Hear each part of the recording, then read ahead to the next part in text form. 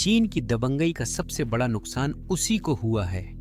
11 अगस्त को 2 भारी हथियारों से लैस चीनी जहाज, एक कोस्ट गार्ड कट्टर और एक टाइप 052 विध्वंसक ने फिलीपीनी कोस्ट गार्ड जहाज बीआरपी सुलुआन का स्कारबोरो शोल के पास आक्रामक पीछा किया।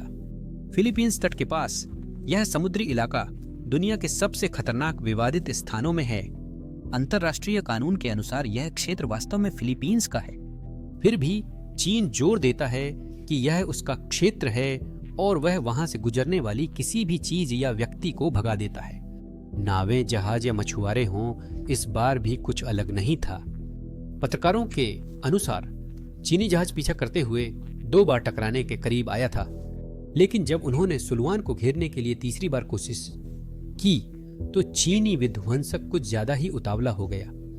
उसने पूरी रफ्तार से रास्ता काटने की कोशिश की, नियंत्रण खो बैठा और सीधा अपने ही कोस्ट गार्ड कट्टर से टकरा गया, जिससे जबरदस्त टक्कर हो गई। सबसे हैरान करने वाली बात यह है कि फिलीपींस ने एक भी गोली नहीं चलाई और न ही कोई आक्रामक कदम उठाया। फिर भी किसी तरह 2 चीनी जहाज बुरी तरह क्षतिग्रस्त हो गए।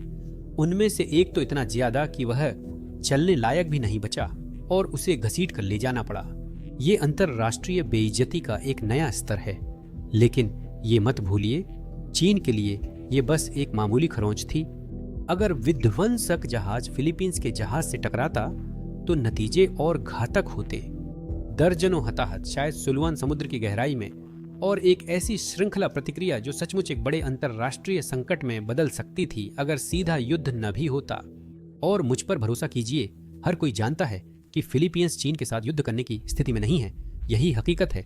यही तथ्य बीजिंग पर भरोसा करता है जब वह पूरे दक्षिण चीन सागर पर कब्जा करना चाहता है। आप देखेंगे कि चीन 5 से ज्यादा देशों को एक साथ डराकर कितना खतरनाक खेल खेल रहा है। यह निर्णायक मोड़ पर है और इसके परिणाम गंभीर हो सकते हैं। लेकिन पहले चीन को इसमें क्या फायदा है? अब देखिए, मैंने पहले ही कई वीडियो बनाए हैं जिनमें बताया है कि दक्षिण चीन सागर आर्थिक और रणनीतिक रूप से इतना कीमती क्यों है। मैं आपको सब दोहराकर बोर नहीं करूंगा। अगर आप नए हैं या वीडियो नहीं देखा है तो इसका छोटा सारांश ये है। यह सागर लगभग 35 लाख वर्ग मील में फैला हुआ है और इसमें अनगिनत छोटे छोटे द्वीप, प्रवाल भित्तियां और लैगून भरे हुए हैं। आपने शायद बड़े द्वीपों के नाम सुने होंगे। दक्षिण में स्प्रैटली, उत्तर में पैरासेल्स, पूर्व में स्कारबोरो शोल और कुछ अन्य छोटे द्वीप। आर्थिक रूप से दुनिया के 1/3 जहाजों का माल यहीं से गुजरता है। 2016 में इन समुद्री मार्गों से $3.4 ट्रिलियन का व्यापार हुआ था। आज यह आंकड़ा बढ़कर हर साल 5 से 7 ट्रिलियन डॉलर के बीच पहुंच गया है। इसके अलावा यह समुद्र संसाधनों से पूरी तरह भरा हुआ है। अमेरिकी अनुमान के मुताबिक दक्षिण चीन सागर में करीब 190 ट्रिलियन घनफीट गैस और 11 अरब बैरल तेल भंडार हैं। इनमें से अधिकतर पुष्टकीय तेल और गैस क्षेत्र वियतनाम व मलेशिया के पास हैं। यही वजह है कि चीन आक्रामक रूप से उन्हें उनके अपने तटों के इतने करीब परेशान करता है। और मछलियों को तो भूल ही मत। यह समुद्र पृथ्वी के समृद्ध समुद्री पर्यावरणों में एक है। हर दिन लाखों लोग भोजन, आय और जीविका के लिए इसकी मछलियों पर निर्भर करते हैं। फिलहाल ये जल क्षेत्र कई देशों के अंतर्गत हैं और हर देश अपनी सीमा में मछली पकड़ता है। अगर चीन दक्षिण चीन सागर पर पूरा नियंत्रण पा लेता है तो वह देशों को बंधक बना सकता है, क्योंकि वह उनके भोजन की पहुंच सीमित कर सकता है। आखिर में इसमें रणनीतिक महत्व भी है। विशेषज्ञ दक्षिण चीन सागर को पश्चिमी प्रशांत और हिंद महासागर का गला कहते हैं। लगभग हर जहाज जो हिंद महासागर से तेल और सामान चीन, जापान और दक्षिण कोरिया ले जाता है, उसे सिंगापुर के पास मलक्का झेलम मध्य से गुजरना होता है। इन देशों, खासकर चीन के लिए यह झेलम मध्य जीवन रेखा है। चीन मध्य पूर्व के तेल पर बहुत निर्भर है जो मलक्का से होकर गुजरता है और यही इसकी बड़ी कमजोरी है। अगर हालात कभी खराब हो गए तो अमेरिका या उसके सहयोगियों जैसी प्रतिद्वंद्वी नौसेना के लिए मलक्का को ब्लॉक करना और रातों रात चीन की तेल आपूर्ति को पूरी तरह से रोक देना कोई मुश्किल काम नहीं होगा। इसके अलावा अगर चीन ताइवान पर कब्जा करने की कोशिश करता है तो पश्चिम से आने वाली किसी भी नौसेना के लिए यह झेलम मध्य मुख्य मार्ग होगा। इस समुद्र पर नियंत्रण पाकर बीजिंग सचमुच अमेरिकी जहाजों को इतना पास आने से रोक सकता है कि वे प्रभावी रूप से हस्तक्षेप कर सकें। इसी वजह से बीजिंग इन समुद्री क्षेत्रों पर प्रभुत्व और नियंत्रण पाने के लिए इतना जुनूनी है। समुद्र पर कब्जा सिर्फ संसाधनों के लिए नहीं बल्कि रणनीतिक सुरक्षा दीवार बनाने के लिए भी है, जो चीन के तटों से खतरे दूर रखे। अगर आप चाहते हैं कि दुनिया जाने छोटे देश महाशक्ति के सामने क्या करते हैं, तो लाइक और सब्सक्राइब करें। आपका समर्थन इस कहानी को एल्गोरिदम से आगे ले जाने और उन कथाओं से परे ले जाने में मदद करता है जिन्हें बीजिंग आपको मानने के लिए कहना चाहता है। असल में यह जुनून दशकों पहले शुरू हुआ था। चीनी रणनीतिकारों ने एक अवधारणा बनाई जिसे उन्होंने पहली द्वीप श्रृंखला कहा, जो जापान से दक्षिण की ओर ताइवान होते हुए मलेशिया तक जाती है।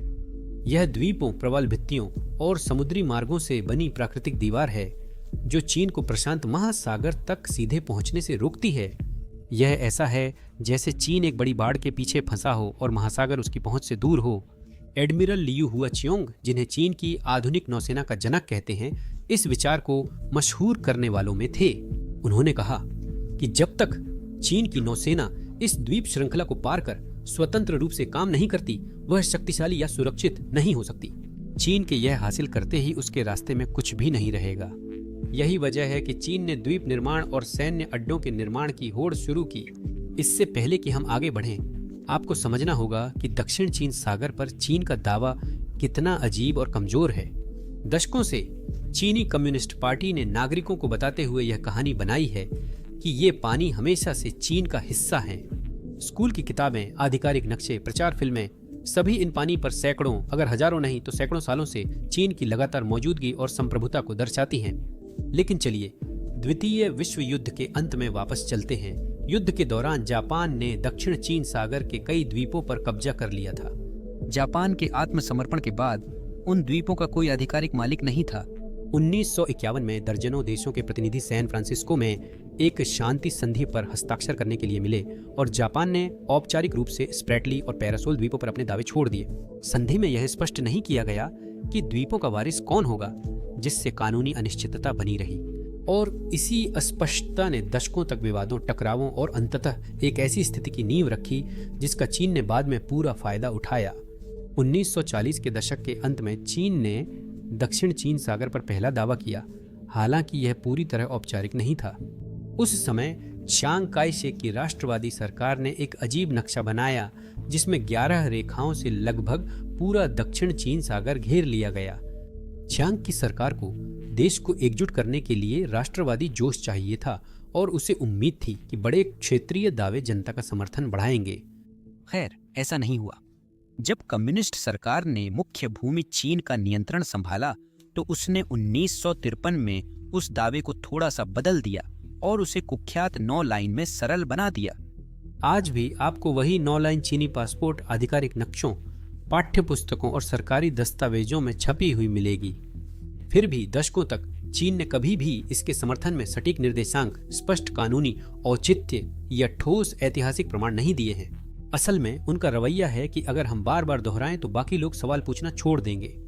अगर आप चीनी अधिकारियों से पूछें कि उन्हें पूरा समुद्र क्यों अपना लगता है, तो वे प्राचीन मछुआरों या खोजकर्ताओं के पुराने रिकॉर्ड दिखाएंगे।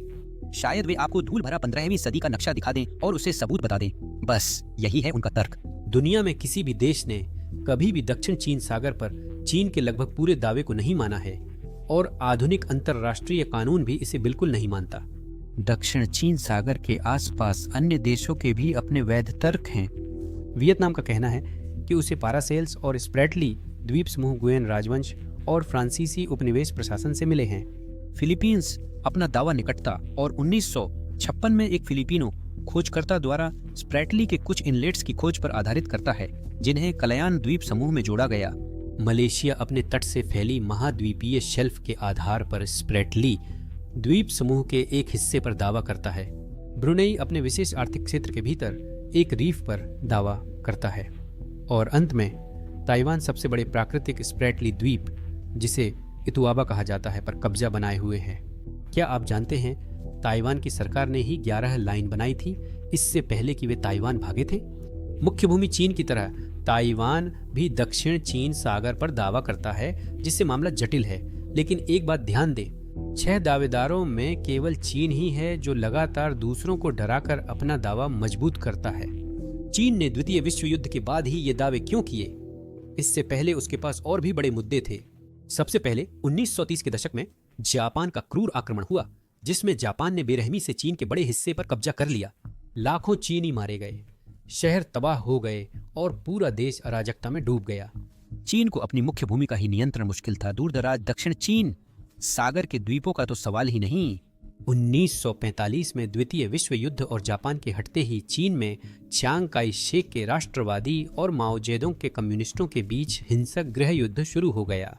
यह गृह युद्ध 4 साल तक चला, जिससे देश और भी ज्यादा तबाह हो गया। द्वितीय विश्व युद्ध के अंत और कम्युनिस्टों के सत्ता में आने के बीच चांग की राष्ट्रवादी सरकार ने 11 लाइन का बीज बो दिया था। 1949 में माओ के सत्ता में आते ही चीन फिर अराजकता में डूब गया। माओ के विनाशकारी अभियानों, ग्रेट लीप फॉरवर्ड और सांस्कृतिक क्रांति ने देश को अंदर से बर्बाद कर दिया। लाखों लोग भूखे मरे और समाज टूट गया। क्षेत्र के अन्य देश भी द्वितीय विश्व युद्ध से उबरने में व्यस्त थे। सच कहूं तो ये छोटे द्वीप ज्यादा खास नहीं लगे थे, लेकिन 1968 में तेल मिलने पर सब बदल गया। उसके बाद सब कुछ बदल गया। संयुक्त राष्ट्र समर्थित भूवैज्ञानिक सर्वेक्षण ने दक्षिण चीन सागर की सतह के नीचे संभावित तेल भंडार की सूचना दी। अचानक वे बेकार से छोटे छोटे पत्थर सबको बहुत कीमती लगने लगे। 1970 के दशक की शुरुआत तक होड़ शुरू हो गई थी और माहौल गर्म होने लगा था। क्षेत्र के देश जो जंग और गरीबी से जूझ रहे थे, अमीर बनने का मौका देख रहे थे। फिलीपींस ने समय नहीं गंवाया। 1976 तक उन्होंने पलावन के पास स्प्रैटलीज के बाहर तेल खोज लिया था। वियतनाम ने विदेशी कंपनियों को तट के पास पानी में खोज के लिए बुलाया। सब अपनी जमीन चाहते थे। इस बीच चीन कहाँ था? सच कहूं तो वे ध्यान से देख रहे थे और धैर्य से इंतजार कर रहे थे। चीन पूरी तरह तैयार नहीं था, पर जानता था उसे क्या चाहिए। माओ का अराजक शासन अभी अभी समाप्त हुआ था और देश को अभी भी कुछ छोटे मोटे मुद्दों से निपटना था। अब चीन ने देखा कि दूसरे देश भूखे होकर जमीन ले रहे हैं, तो उसने भी कदम उठाने का फैसला किया ताकि पीछे न रह जाए। चीन की नौसेना कमजोर थी और समुद्री सीमा की निगरानी में कठिनाई हो रही थी, लेकिन यह एक सुनहरा मौका था जिसे चीन किसी भी हालत में गंवा नहीं सकता था। बीजिंग के लिए किस्मत से समय इससे बेहतर नहीं हो सकता था। उनके सबसे करीबी प्रतिद्वंद्वी दक्षिण वियतनाम भीषण गृह युद्ध में था, जहां हनोई की कम्युनिस्ट सेनाएं उसके शहरों पर हमला कर रही थीं।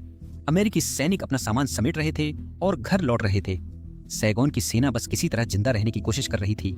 पूरा क्षेत्र असुरक्षित और ध्यान भटका हुआ था, पूरी तरह कब्जे के लिए तैयार था। चीन ने पैरासेल द्वीपों में मौका देखा। ये छोटे बंजर द्वीप पक्षियों की बीट और मछुआरों की झोपड़ियों से भरे थे, लेकिन रणनीतिक रूप से बहुत मूल्यवान थे। पैरासेल द्वीपों पर कब्जा चीन को दक्षिण चीन सागर में नौसेना और वायु शक्ति बढ़ाने में मदद करता, इसलिए ये बहुत अहम थे। जनवरी 1974 में एक चीनी नौसैनिक बेड़ा इन द्वीपों के पास पहुंचा और वहां तैनात दक्षिण वियतनामी युद्धपोतों से टकरा गया।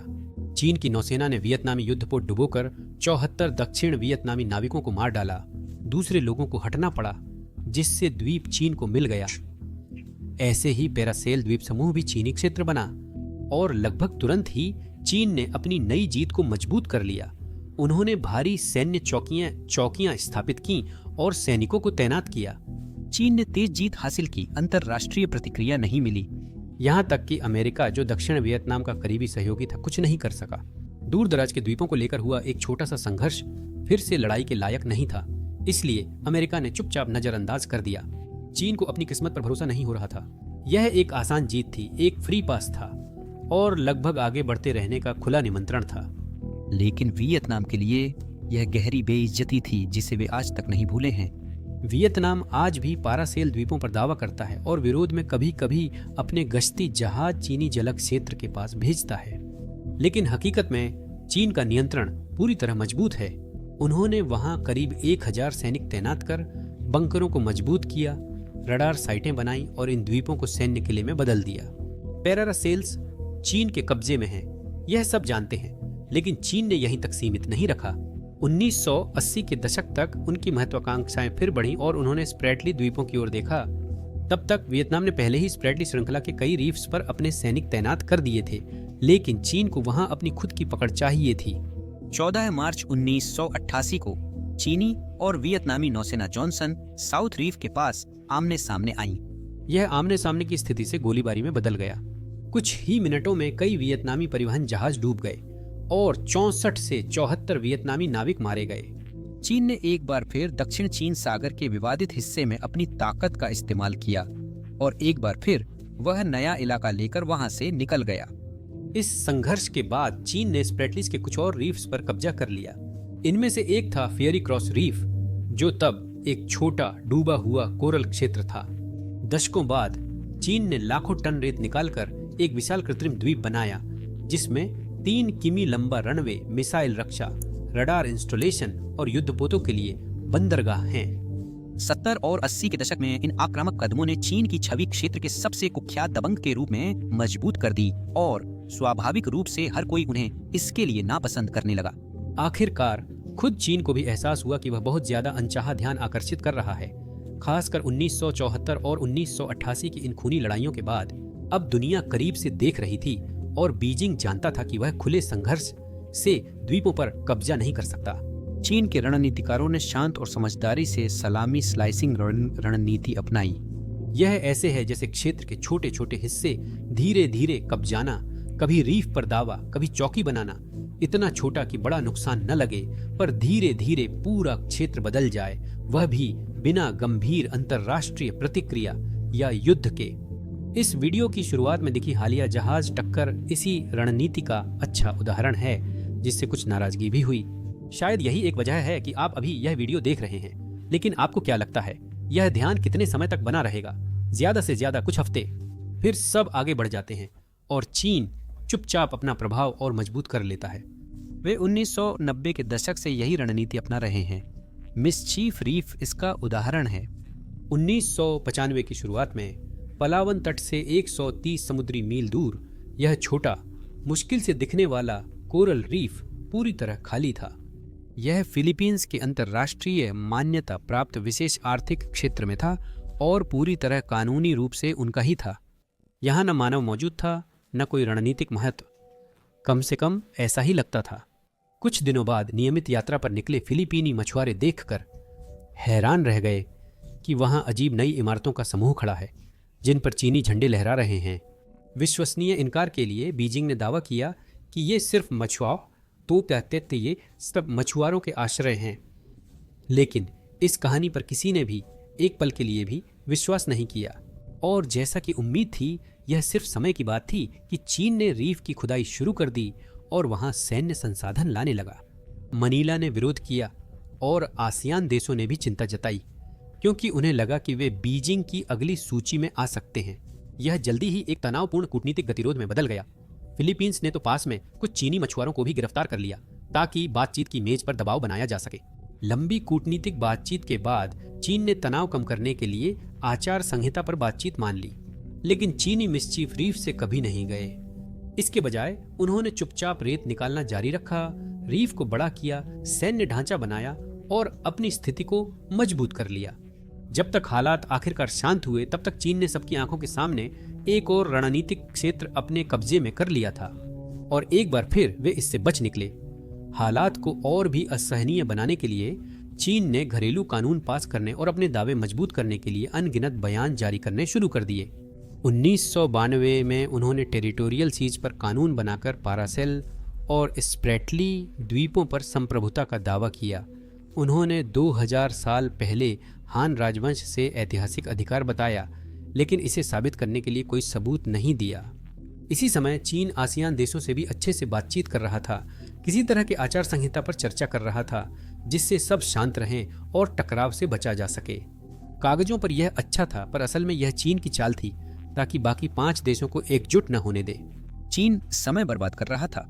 आसियान ने 2002 में चीन से गैर बाध्यकारी आचार संहिता घोषणा पर हस्ताक्षर करवा लिए, जो सराहनीय है। सभी ने सहमति दी कि वे विवाद शांतिपूर्वक सुलझाएंगे, आक्रामकता से बचेंगे और किसी नए द्वीप या रीफ पर कब्जा नहीं करेंगे। लेकिन इसमें एक बड़ी खामी थी। डीओसी जानबूझकर अस्पष्ट रखा गया। इसमें प्रवर्तन शक्ति, स्पष्ट दंड और नियम तोड़ने वाले देशों को सजा देने का तरीका नहीं था। क्यों? क्योंकि चीन ने ऐसी कोई भी चीज साइन करने से मना कर दिया था जो उसकी स्वतंत्रता सीमित करे। उन्होंने कहा कि यह गैर बाध्यकारी और पूरी तरह स्वैच्छिक होना चाहिए। कोई भी चीन या अन्य को पालन के लिए मजबूर नहीं कर सकता। और यही असल मुद्दा था।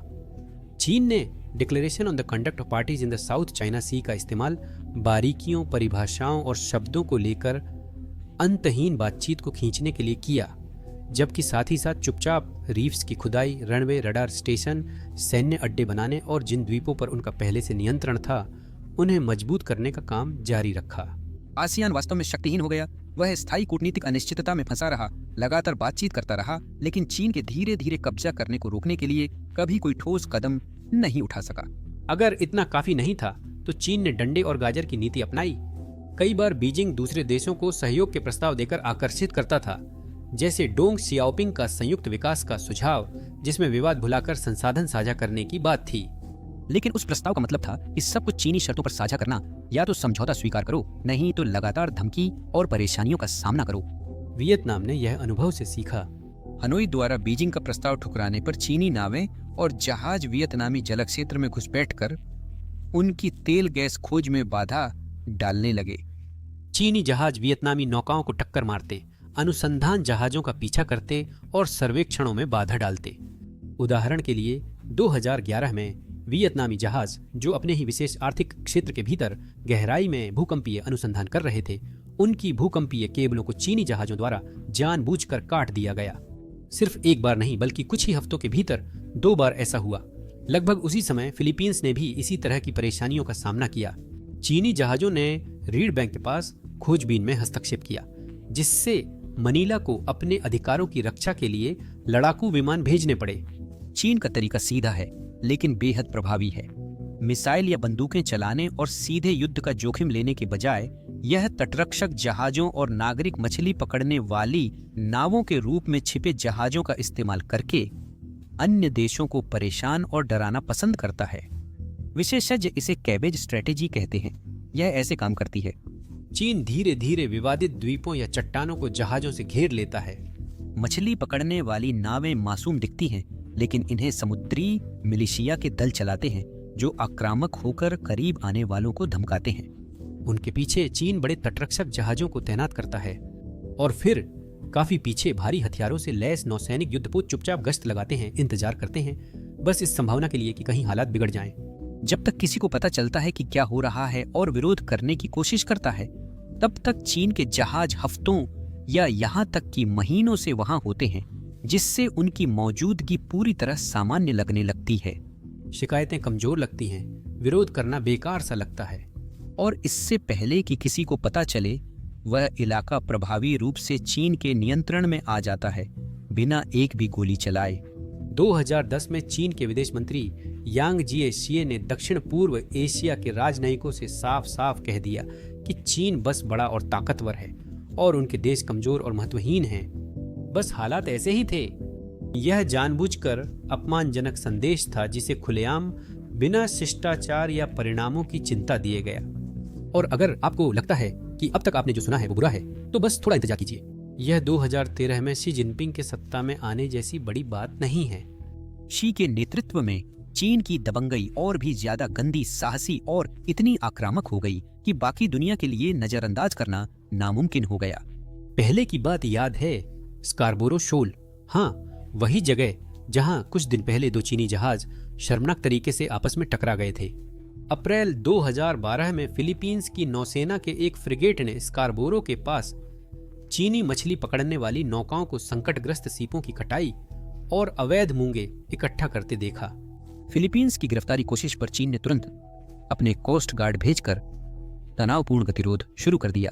कई हफ्तों तक दोनों पक्षों ने एक दूसरे पर अपमानजनक टिप्पणियां की और आक्रामक कदम उठाए। आखिरकार 3 महीने बाद जून में अमेरिका ने अनौपचारिक रूप से हस्तक्षेप कर एक समझौता कराने की कोशिश की। दोनों पक्षों को जहाज वापस बुलाकर टकराव शांतिपूर्वक खत्म करना था।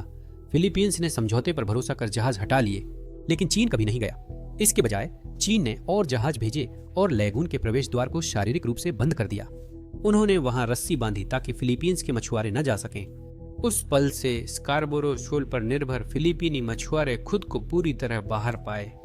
चीनी कोस्ट गार्ड के जहाज मछुआरों को वहां से भगा देते, पानी की बौछार करते या इतनी नजदीक से गुजरते कि नावें हिल जाएं या डूबने लगें। यह घटना वाशिंगटन के लिए बड़ी चेतावनी थी। फिर है ग्रेट वॉल ऑफ सैंड। 2013 के अंत से 2015 तक चीन ने स्प्रेटली द्वीप समूह के 7 रीफ्स पर बड़े पैमाने पर द्वीप निर्माण शुरू किया, जो पहले वियतनाम, फिलीपींस और अन्य देशों के थे। चीन ने समुद्र तल से रेत निकालकर इस्तेमाल किया। कुछ वर्षों में चीन ने 3200 एकड़ से ज्यादा नई जमीन बना ली। कुछ रीफ और उथले इलाके जो कम ज्वार में भी दिखाई नहीं देते थे, अब वहां रनवे, इमारतें और इतने बड़े सैन्य अड्डे हैं कि आप उन्हें अंतरिक्ष से भी देख सकते हैं। जब तक वॉशिंगटन को समझ आया कि चीन असल में क्या कर रहा है, तब तक ये द्वीप लगभग बन चुके थे। इसीलिए 2015 में अमेरिका ने freedom of navigation operations FONOPS शुरू किए।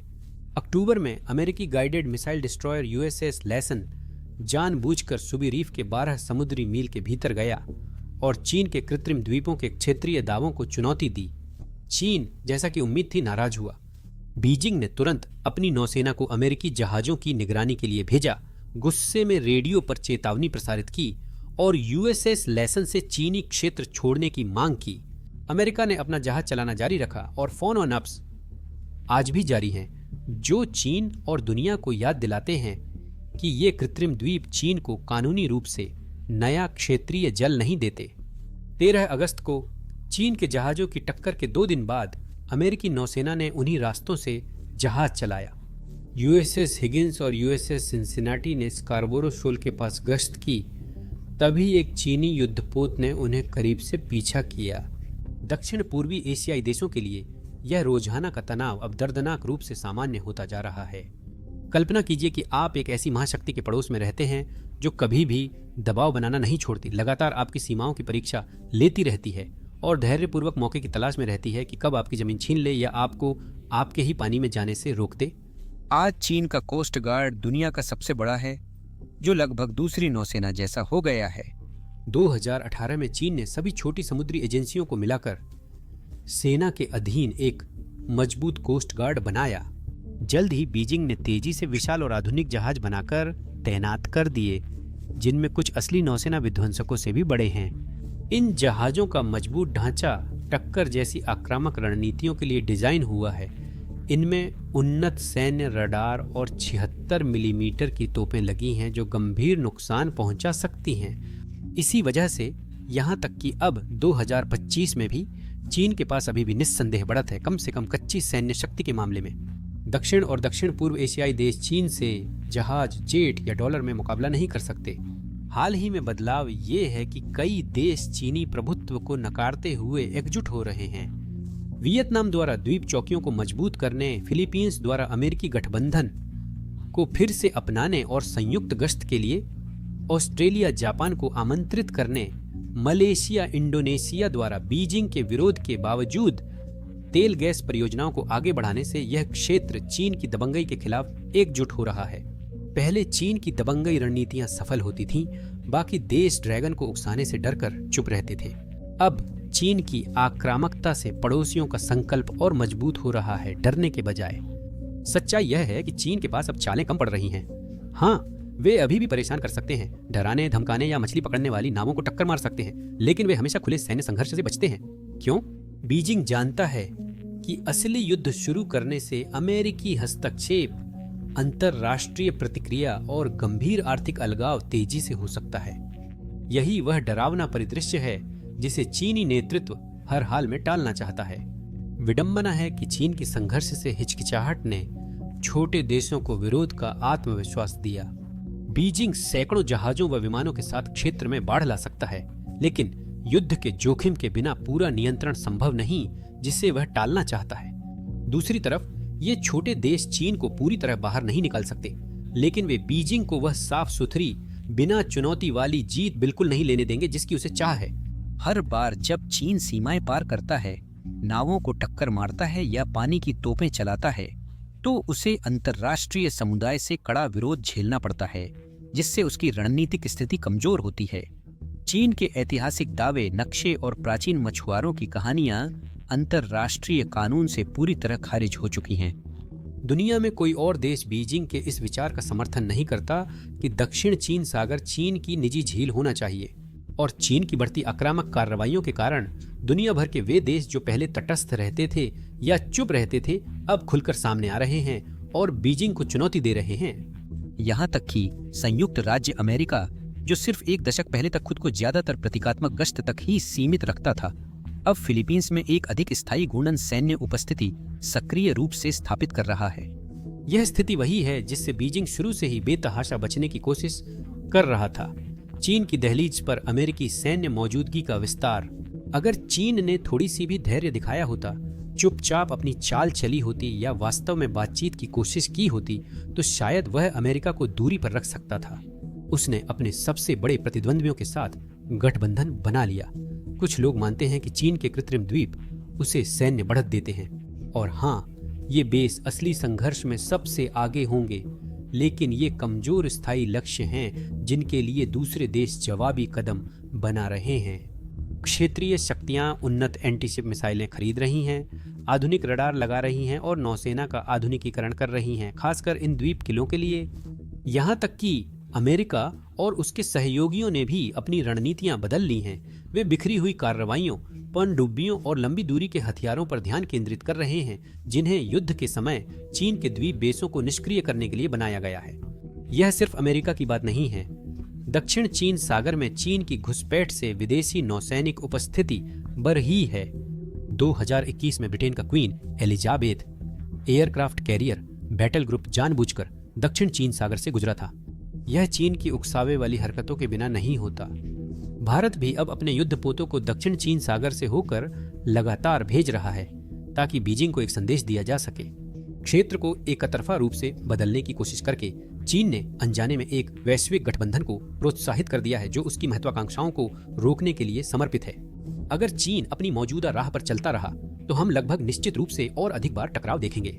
खुला युद्ध जरूरी नहीं, लेकिन लगातार नजदीकी टकराव और समुद्र में खतरनाक आमने सामने की घटनाएं हो सकती हैं। चीन के पीछे हटने के कोई संकेत नहीं है, बल्कि स्थिति उलटी है। कुछ साल पहले ही चीन ने एक नया कानून पास किया था, जिसमें उसकी कोस्ट गार्ड जहाजों को उन इलाकों में हथियार इस्तेमाल करने की अनुमति दी गई है जिन्हें वह अपनी जल सीमा मानता है, जब भी उसे लगे कि उसकी संप्रभुता खतरे में है, यानी जब भी उसका मन करे। दुर्भाग्यवश इसका यही निष्कर्ष है कि चीन हमेशा से बदमाश की तरह ही व्यवहार करता रहा है, और ये तब तक ऐसे ही करेगा जब तक कोई उसे रोकने के लिए कड़ी टक्कर न दे। आखिर में आपको खुद से पूछना होगा कि चीन ने इस सारी बदमाशी से आखिर हासिल क्या किया है। उन्होंने हजारों एकड़ कृत्रिम द्वीपों पर कब्जा और तेल गैस भंडार तक पहुंच पाई है, लेकिन इन द्वीपों को बनाए रखना महंगा है। कुछ द्वीप पहले ही डूब रहे हैं और बाकी का क्षरण हो रहा है, और अगर कभी युद्ध छिड़ता है तो ये सिर्फ बड़े बड़े निशाने हैं जिन्हें मारने का इंतजार किया जा रहा है। उन्होंने मछुआरों को भगा दिया, जबकि यहाँ मछलियों की संख्या पहले ही कम हो रही थी। जहां तक तेल और गैस की बात है, चीन ने उन्हें मुश्किल से छुआ भी है, लेकिन सच कहूं तो कौन ऐसे दबंग के साथ साझेदारी करना चाहेगा जो कभी भी पीठ में छुरा घोंप सकता है। चीन की अधिकतर खुदाई उसके समुद्री तट के पास होती है।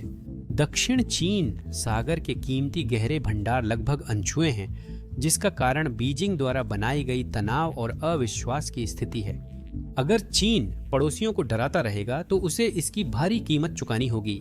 कैसी कीमत? संभवतः एक संघर्ष जो दशकों की आर्थिक प्रगति, यहाँ तक कि चीन की तरक्की भी नष्ट कर सकता है। क्या अपनी सीमाओं पर कभी न खत्म होने वाली हथियारों की दौड़ में वे संसाधन खर्च होंगे जो घरेलू कल्याण में लग सकते थे, या शायद उस क्षेत्र में स्थायी अस्थिरता और अविश्वास जिसे चीन बेतहाशा नियंत्रित करना चाहता है।